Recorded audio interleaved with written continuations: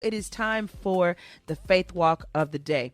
Here's a little something about me that I would love to share with y'all today. I've been blessed with the ability to basically not care about people's opinions and foolishness and naysayers, and I don't give it no energy.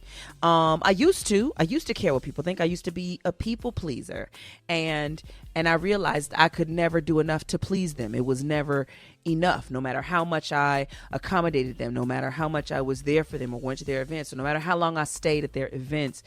There was never any benefits for me. Not that there always has to be a benefit for me, but you got to know when you're being used. And you're only being used because you want their approval and acceptance. You want a yes from them. You want to, oh my God, you did so, oh my God. You want to be included. And sometimes they just won't do it. And you have to be okay with that. Listen, I live in LA. I am in entertainment. So there are plenty circles where I realize that some people, we just red carpet cool. And that's fine with me. Every time I see them, they're going to say hi. They're going to ask for my number. They're going to say they want to work together. But I ain't going to hear from them until we on another red carpet.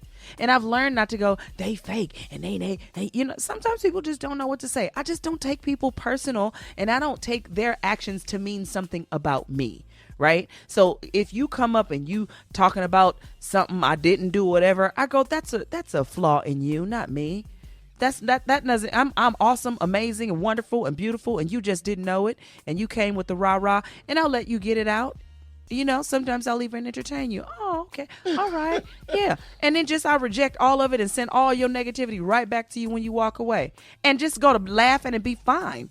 You have to learn to not care about ignorant people because they exist in the world. Don't let them bring you down. I can't understand why people be like, oh my God, this is going to destroy the rest of my day. You mean one person coming to your desk saying something ignorant is going to mess you up for lunch. It's going to mess you up after work, on your way home, dinner. You just going to be messed up for the whole rest of the day. You gonna carry it?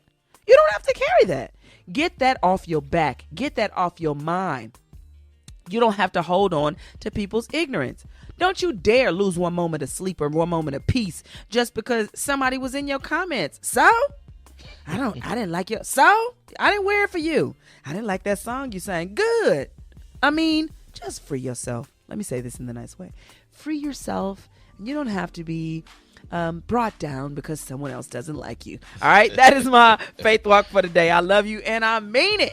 Come on, Griff, I'm not playing with these people at all. At all. No game.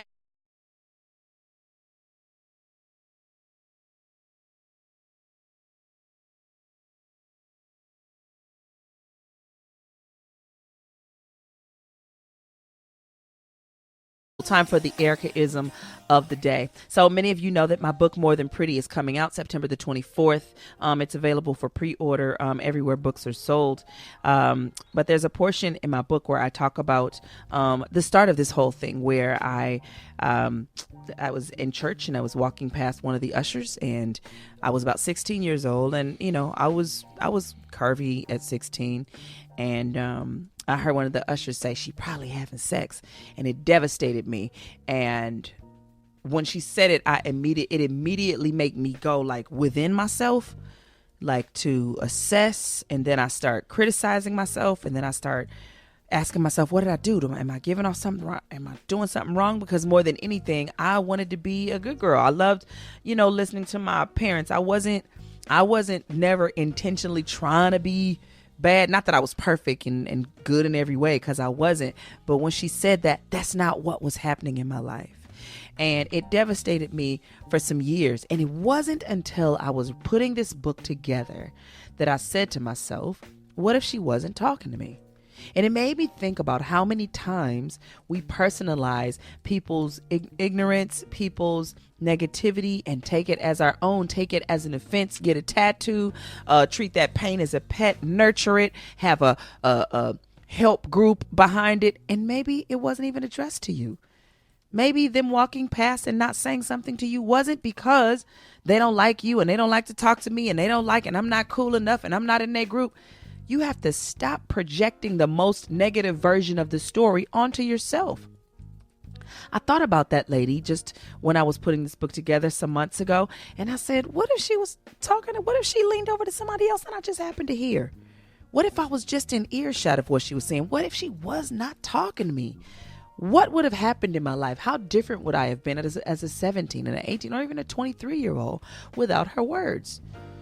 A lot of times when people say negative things, we think, oh, they think bad of me anyway, so I might as well go ahead. No, don't ever lean into the negative or do the wrong thing because you think that's what somebody thinks. What does God think about you? What does God say about you? You don't have to be the worst version of yourself because that's what they think.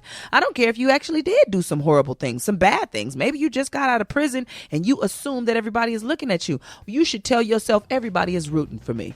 Everybody believes in me. Because it starts with what you think. There is literally science that can prove what happens chemically in your body when you have positive thoughts, when you think above, when you don't hold on to the negative, when you don't assume the worst.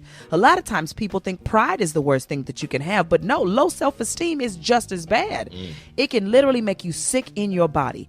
I released that lady recently. And I'm asking you to do the same. Release whoever you have held hostage in your mind for what they said as a child and what they said about your dress, and just release them and free yourself. Tell yourself everybody loves me and I love everybody, and don't you tell me nothing different.